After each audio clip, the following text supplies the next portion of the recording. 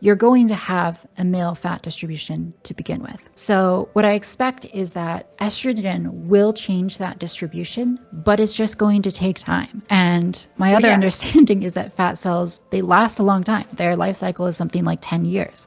So if you want all your fat cells to turn over and be replaced, that's going to take at least a decade. So I'm not sure where exactly we should start because I have a lot of like unrelated topics, and I even asked this Discord server like what they want to know as well. So like we got a lot of questions. Who would you say you are? You know, like how would you describe yourself? I just post sexy pictures on the internet, really, and occasionally post perspectives on things on Twitter as well. I don't know, there's frankly not too much to me. I feel like it's a bit of much ado about nothing. I see that. Although I'm not sure. I feel like much ado about nothing is an interesting conception, I guess. But okay, so fair enough. You do, you know, OnlyFans. And then speaking of your perspectives, recently, I saw some controversy about you on Twitter regarding your estrogen statement. I was curious if you wanted to like talk about that at all, or like what you meant, I guess. I'm notoriously controversial. I think I said that estrogen was not that effective, right? I think you did say that. Is that what you're talking about? Yeah. Yeah. I mean, so estrogen is not that effective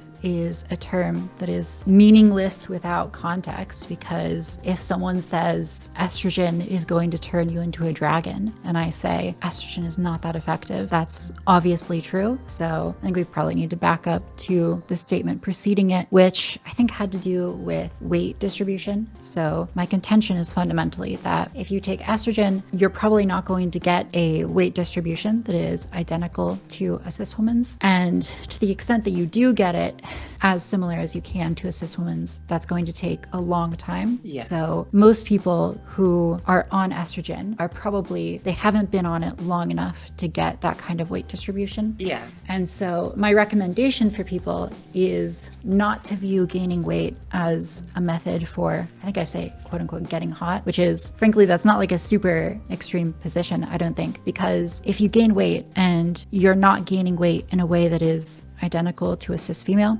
and even if you are, I think there's probably good reasons to think that it'll look worse on a male skeleton. But to the extent that you gain weight and are gaining weight that is going to places associated with male fat distribution, it's not going to look as good on you. And this, I think, is enormously controversial. Apparently it is. Apparently it was definitely making its rounds. I guess I am curious if you think that there's like a certain point in a transition where like the fat distribution patterns would switch. Like obviously, you know, neither of us are doctors, scientists, but like, I don't know, just based on that controversial statement, I'm curious if you have any like further thoughts about it. I don't. So unfortunately, this is something that I'm not sure if like people have really looked into this, studied this. Maybe someone out there has a better idea than mine.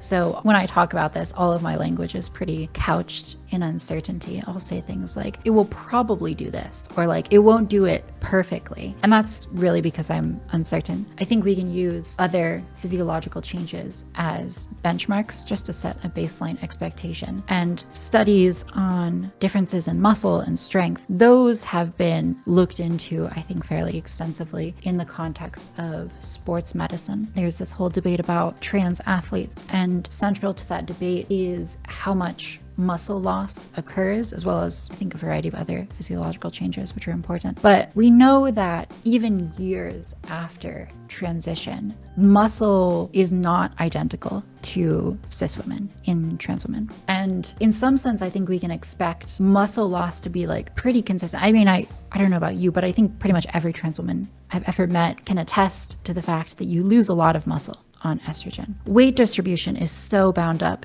in genetics and hormone levels that I feel it's unlikely that it is more consistent or reliable of a change than muscle loss. I might be wrong about that. So again, introducing uncertainty. But my expectation is that if muscle changes are not identical to a cis woman, even years after transition, I don't think that weight distribution would be the same.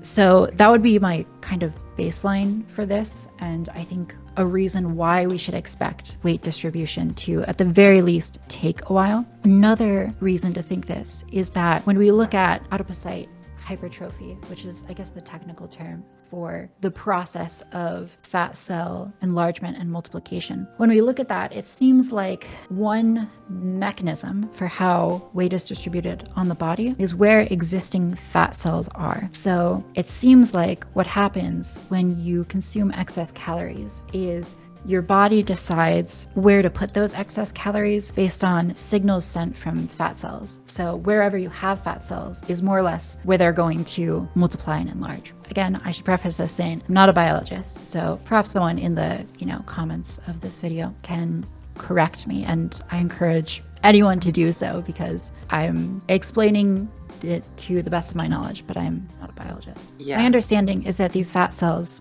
are involved in the process of signaling where fat is distributed. So what that means is that fat will tend to go where fat is. And if you are not on estrogen for a long time, if you live most of your life on testosterone, you're going to have a male fat distribution to begin with. So what I expect is that estrogen will change that distribution, but it's just going to take time. And my other understanding is that fat cells, they last a long time. Their life cycle is something like 10 years.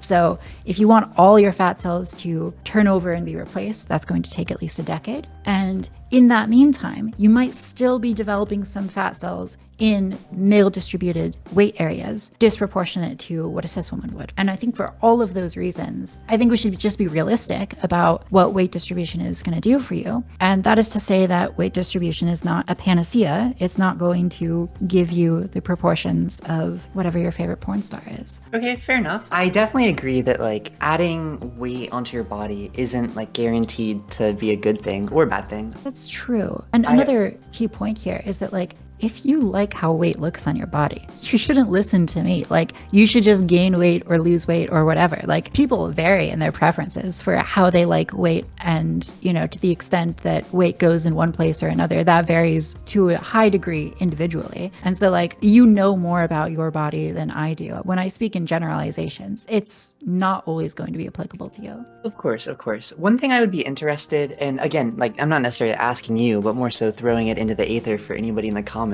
would be to understand what you were saying in terms of like fat sticking to fat, and then like combining that with the idea of like breast growth or like the actual changes that have happened. Because I don't know, actually, let me ask this first. How long have you been transitioning, or like what's your like general journey, I guess?